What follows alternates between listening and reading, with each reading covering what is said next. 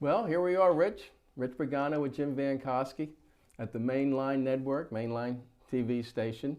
And we just came from our museum, 301 Ivan Avenue. And it's kind of historic because really this is the first week that we're open to visitors because of a little more opening as a result of the pandemic. And it never ceases to amaze me the amount of memorabilia that we have been able to collect, national in scope memorabilia. Matter of fact, even international in the case of some of the Olympic items that we have. And I thought you'd like to tell the people exactly, how we are able to get these 150, 200 pieces of sports memorabilia. Yeah, Jimmy, a lot of things are donated by people. We do have some things that are on loan. We might have them for 3 months, we might have them for a year. People loan. I've loaned that 1936 Olympic jacket to the museum. They can have it as long as they want, but so it does come back to me eventually. We also have items that have been purchased. I think the first item that you purchased was Mary Ellen Clark, the diver. Yes, that's correct. It was a great photograph, and we don't have a lot of items that we purchased. Most of the things have been on loan or donated. We also have people that give gifts, or like, for example, most of what we have of Mickey Vernon bequested by his daughter and most of his collection. So yeah, we've had a lot of items that we've gotten either one of those ways, and it's really made our museum. I don't know if there's another sports museum in the state of Pennsylvania that any other county might have that would have items like that. I mean, the partnership that we have with Radnor Township and our Sports Legends of Delaware County Museum is really an example that other places should follow. I mean, we're so thankful for the Radnor Township for allowing us to house these pieces of memorabilia, and the people that come through, I think, should also be thankful that we're able to do that. And I'm bringing this up because today's episode is we're going to show the people out there our most recent acquisitions. And one of which is going to be a Mickey Vernon portrait. We're going to show a video now, 5-minute video, of the artist who actually produced this portrait, who donated this to us. This is a great feat that we're able to get this artist to donate this. Graig Kreindler, and his nickname is the painter of the national pastime. So without further ado, enjoy this video, please. I remember the buzz of the crowd. I remember the organ music. I remember the smells, the food that I ate. And I'm like holding my father's hand, coming through the tunnel, seeing the green expanse. When people look at my work, I kind of want them to smell that same stuff and hear that same kind of music playing that they would hear at a ballpark when maybe they were younger.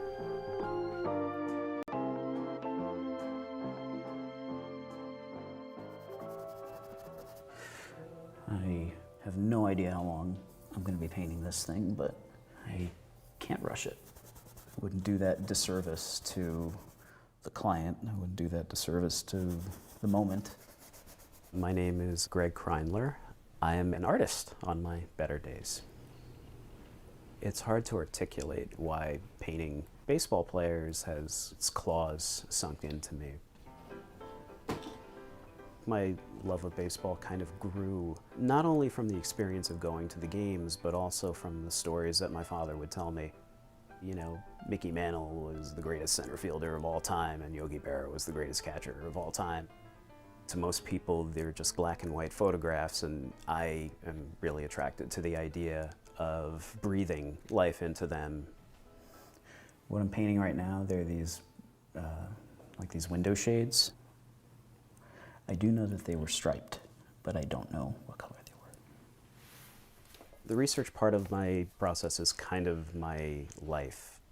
I really try to be historically accurate in pretty much everything that I'm depicting, and I go to crazy ends to make sure that I'm as accurate as possible. That can be anything from writing old ball players to see if they remember what a particular stadium looked like, or I might be scouring newspapers or old microfilm. I've had dreams of being in these ballparks and looking at an advertisement on the outfield wall and being like, oh my God, it's this color and that color, and I'm taking mental notes. I love painting the guys that nobody's ever heard of. Each one has their own story of how they made it or didn't make it, and those stories are just as important as the stories that a lot of us already know. This is a pitcher named Dummy Taylor, who's actually deaf. The level of his work is to me superior to anything else that's out there. Graig's not just reproducing a photograph. He knows who all of those faces are, and he has as much passion about painting the Bat Boy as he does painting Babe Ruth. After considering what I wanted Graig to paint, I did settle on a team photograph of the 1927 Yankees.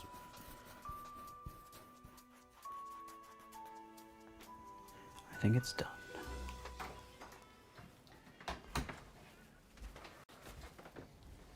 Oh wow, I mean, you're right, the picture doesn't do it any justice. The detail is amazing. It feels as if I'm looking through a window and seeing that scene live. I couldn't be happier with the final result.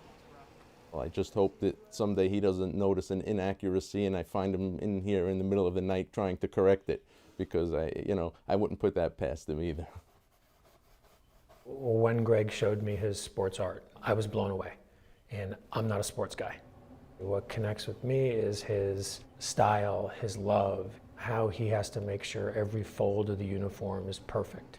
If there were clouds, what color was the grass on the field? And he'll spend months and months researching this.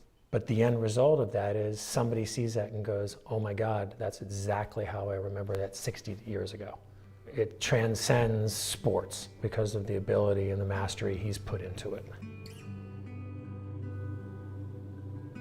I don't see why baseball artwork can't be thought of with the same kind of reverence that portraiture or landscape paintings can be thought of. It has such a colorful history, and it's just a reflection of us as a people. If I won the lottery tomorrow, there wouldn't be anything to retire to, because I think there's still something inside me that wants to always paint this overall tapestry of the game.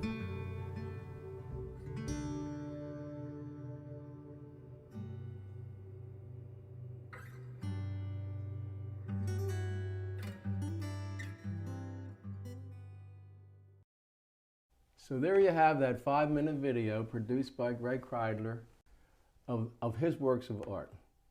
Now, we know that we're not any competition for the Wayne Art Center, but I think Graig Kreindler could be, because his work is just, it's magnificent. The painter of the national pastime. Now, you might want to know how we got involved. Well, I was going to this. ask you, because to this day I'm not sure. How did you find out about him? It's an interesting story, and it's one of the things that we can celebrate as a sports legend of Delaware County Museum. There was a video that we produced about 15 years ago that was actually played in the Baseball Hall of Fame in Cooperstown.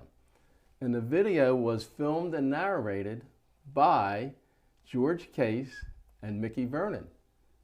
And George Case's son and myself, we got a hold of their videos that they took from 1939 through about 1962, and we put them on a DVD.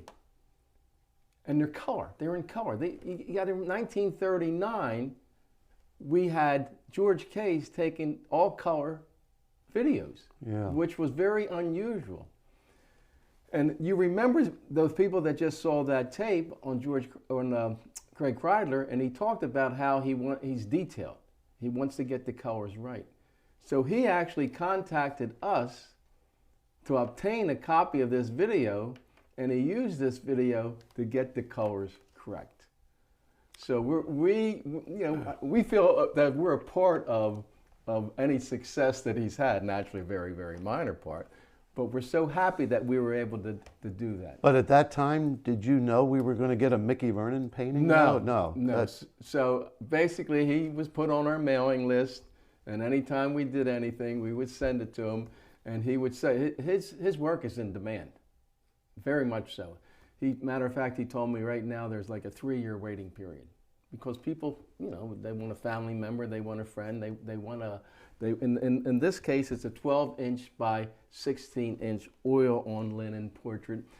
And maybe, Kevin, that's a good time to put up the Mickey Vernon portrait on the screen, which we have there. So that's the portrait that we now have in our Sports Legends of Delaware County Museum. It's just magnificent. It's beautiful. It's oil on linen, and the painting was done in 1939 from a picture. No, the picture was taken in 1939 from a photograph of Charles Conlon.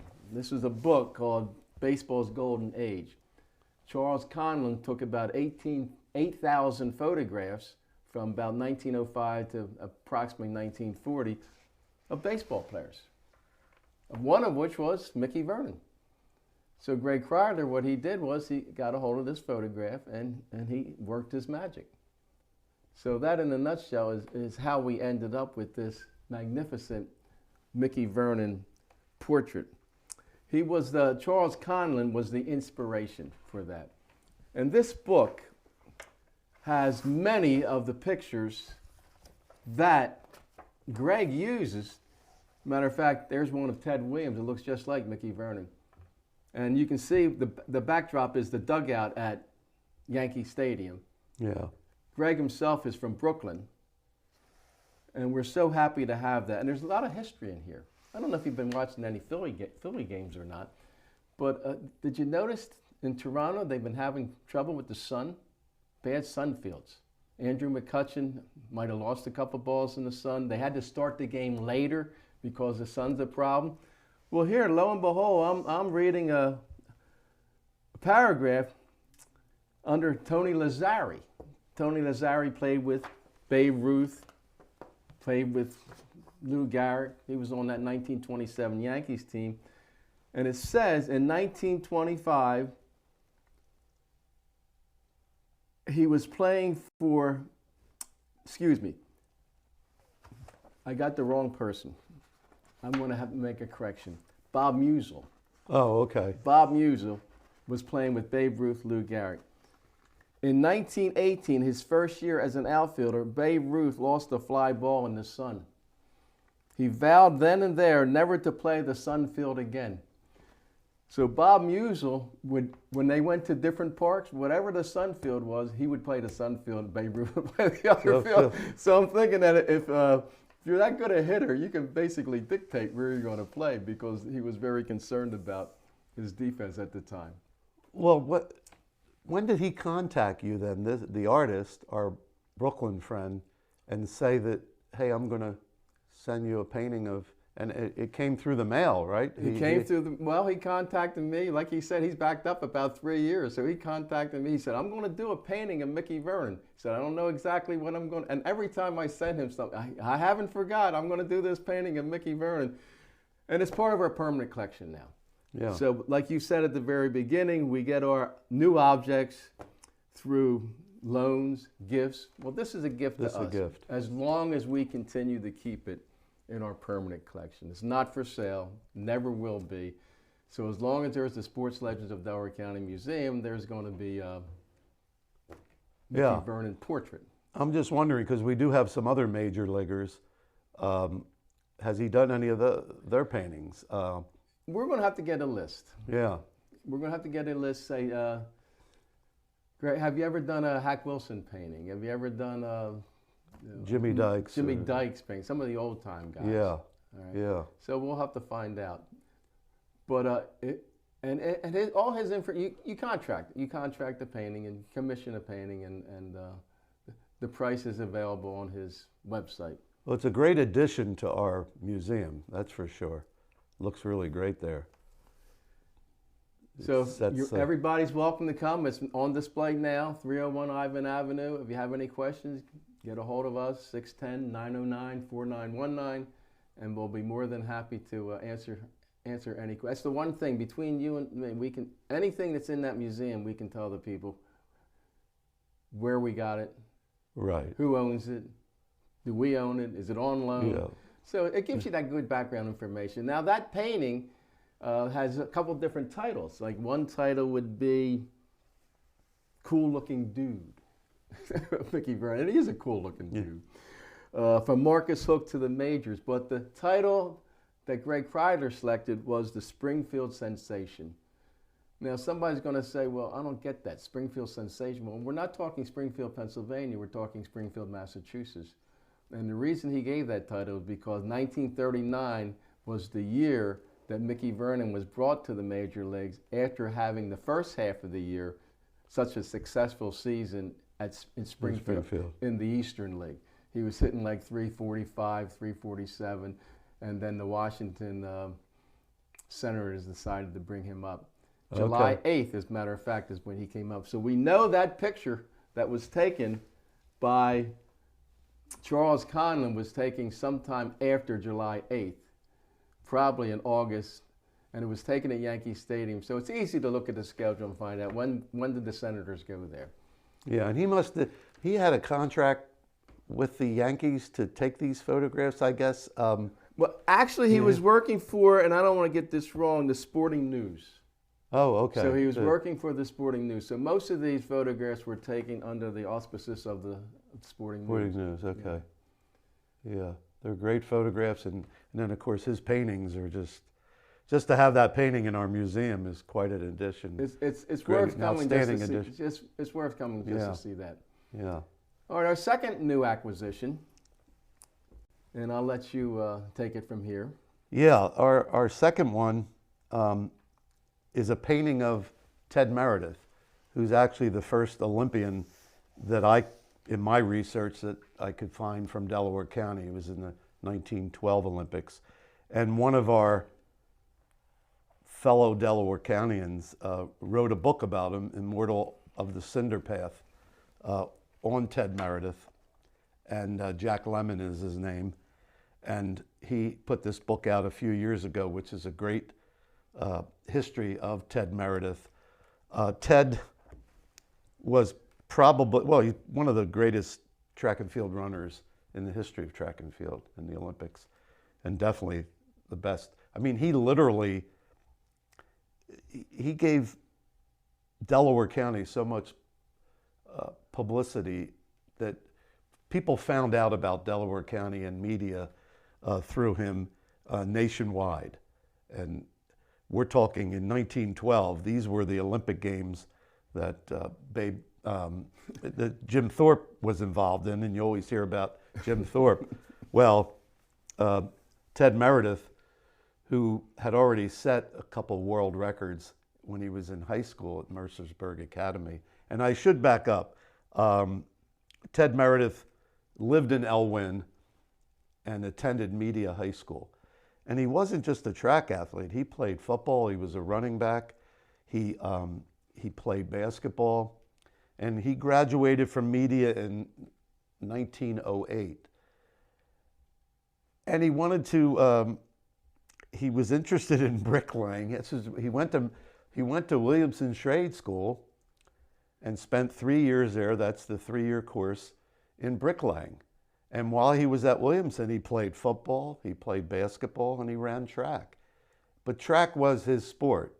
And so he graduated in 1911, and he had this degree in bricklaying, but he never took it up. He never got involved with that trade, and he wanted to go back to school. So we went to Mercersburg Academy out in western Pennsylvania for a year, and it was there where he really blossomed in track, set 2 national high school records, and as soon as he graduated in 1912, he tried out for the Olympic team and made the Olympic team right out of high school that summer. Because this was the year before, that fall, he entered the University of Pennsylvania, But he went over to Stockholm, Sweden, won 2 gold medals, you know, in the 800 meters, set a world record, Olympic record, and also won a gold medal in the relay. And I know we have a video. Do we want to show that? I think we want to show that now, and that'll it's about a 5-minute video, and that'll give us about 5 minutes to wrap things up. Okay. But Rich, you're the premier historian of the sports legends of Delaware County, but we have a videographer, Brad Now, who has been a treasure for us. Yeah, he's good and great. And he actually went to Mercerburg and filmed some historical moments that they have of Ted Meredith, and that's what we're about to see now. Okay.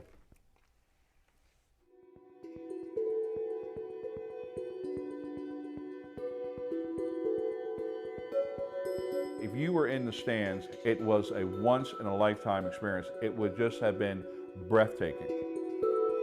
It seems fitting that in this classic venue, one of the many plaques on this wall pays tribute to an athlete who ran far ahead of his time. At the turn of the 19th century, this young boy from the dirt roads of Delaware County took his first strides into an uncharted world. His quest was a blur to those who watched. Many of the experts still considered him the greatest schoolboy runner of all times. Lean and strong, James Ted Meredith was a farmhand with competition running through his veins. And to escape a life tending to hard labor, he was to run as fast as he could. And he received help from his father. Because his father was a farmer and also a horse trainer for Mr. Riddle, Ted's father would train Mr. Riddle's horses. Sometimes he would attach a rope to Ted's waist right behind a sulky. And he would teach Ted starting, pacing, decelerating, all that type of stuff. So this is how Ted really learned how to run. This is the old brick masonry shop. This is the building where Ted Meredith learned the brick masonry trade. Ted's early years were spent at the Williamson School on this sprawling campus steeped in tradition. Athletics would provide structure and training that would one day make Meredith a champion. Young man, 16, 17, 18 years old, coming here, and it's not an easy path. It's a tough path, but you learn the values of hard work and teamwork and all the things, and the Williamson experience is similar to a sports experience in a lot of ways. Coached by his father, Ted never stopped running. The word spread. He was recruited by a man by the name of Jimmy Curran. Next stop, Mercersburg Academy, and the legend of Ted Meredith continued to grow. Just weeks after graduating from Mercersburg Academy, he went to the Olympic trials, never imagining that he would actually win a place on the Olympic team in 3 events. And one of his friends that he had competed against was also selected, and that man was Jim Thorpe. That Mercersburg schoolboy who began his career by running behind ponies was a thoroughbred of his own at the age of 20. He thundered past the competition at the 1912 Summer Olympics in Stockholm, Sweden, coming just steps away from history. He won 2 gold medals in his first international competition. Following his gold medal performance and a few more world records at the University of Penn, Ted represented his country as a fighter pilot with the Allied forces during World War I. When he landed, his illustrious running career he left behind was now over. Age is the enemy of all athletes. Time measures us all and waits for no one. The Great Depression destroyed Meredith's spirit. Failed businesses and bad relationships were 2 disappointments he simply couldn't outrun. It's believed the Olympic champion even sold his 2 gold medals before he died. And Ted's finish line in life was a far distance from where it all started. It was one of the biggest funerals South Jersey has ever seen. The immortal of the cinder path had no one to claim his ashes. A sad end that held such promise for a nation in need of a hero. There isn't even a grave site for him. Inside Knoll Gymnasium, surrounded by glass, sits the only tangible piece that reminds us that history has a home. An Olympic running shirt worn by a legend from Delaware County who raced his way to the top of the world. The feats that Ted Meredith accomplished on the old cinder tracks were just phenomenal.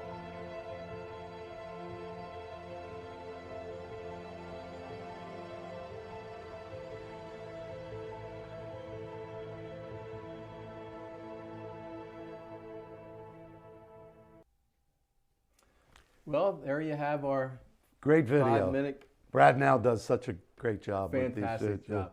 And I want to talk about that logo at the end of that video. And in 2001, when we were formulating the design for our museum, we had to come up with a symbol that will symbol, and we took that. And right now we had sweaters produced, and there's the same logo Right. that we used from 2001, and we changed it somewhat for Sports Legends of Delaware County, but we still use the shield. Yeah, it almost looks like they just took regular undershirts, white undershirts, and put that patch on there. But yeah, that video tells a lot. I think what people maybe don't know about Ted Meredith too, what happened was when he retired from running, he after the Olympics, he went to the University of Pennsylvania, and of course, I don't even know if he ever lost a race. He was that outstanding. And in 1917, he retired from running, and he actually served in World War I. He was a pilot, so he learned how to fly. And then he came out and started training again, and he went back to the Olympics in 1920, but he didn't win a medal. He finished fourth, I think, in the 800 meters, and did run in the relay. But I think he thought that maybe he could accomplish what he accomplished in 1912. And the Olympics in 1920 were in Antwerp, Belgium. And so he did compete in 2 different Olympic Games. But just an outstanding runner. They said after the 1912 Olympics, when he came back, they had a parade in media. People had never seen a parade like that before. And the principal at Media High School, where he had attended, they gave him a watch, presented him with a watch. They said the only parade after that, they remembered the parade after we won World War I and the war was over in 1918. Media had another gigantic parade. But for an individual person, he came right down State Street, and it was amazing, yeah. So our museum, we preserve, we collect, we foster the understanding of our Delaware County athletes' achievements. And one of the reasons we do that is because some people shouldn't be forgotten. And Ted Meredith and Mickey Vernon are 2 individuals from Delaware County that should never be forgotten because of their contributions to our sports scene. And did we let people know that we have this oil painting now of Ted Meredith that we just... Well, I don't know if Kevin's put that on the screen, but there it is now. So that's our second recent acquisition.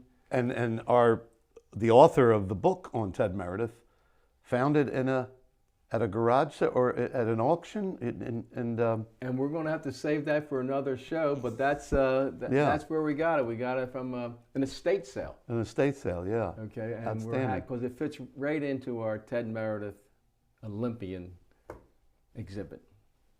Signing off now, Jim Vankoski for Rich Pagano, and please come to our museum, and you'll be happy to find out the information we have.